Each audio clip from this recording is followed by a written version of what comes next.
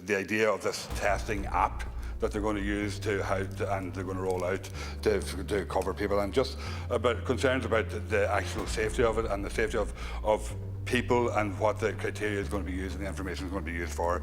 Now the Council of Europe, the human rights body that we've been members of for many years, has put out a statement this week in relation to the use of apps right across Europe.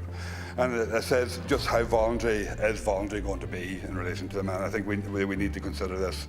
And it says there will inevitably be social pressure on individuals to download and use the app, and furthermore many public health regimes incentivise or penalise citizens for not voluntarily participating. For example, Israel, places citizens lower on waiting lists if they do not voluntarily donate their organs, and that kind of stuff. So questions have been raised about where the data has been stored and who's going to get to see it as well.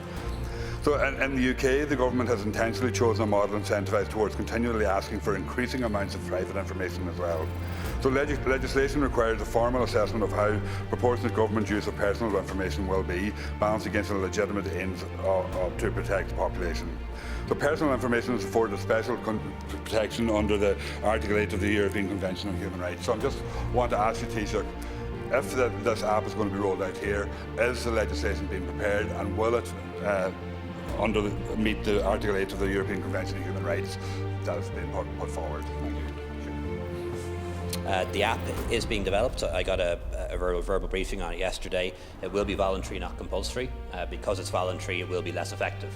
Because the more people that download it and use it, the more effective it will be. The fewer that do, the less effective it will be. But it is going to be voluntary.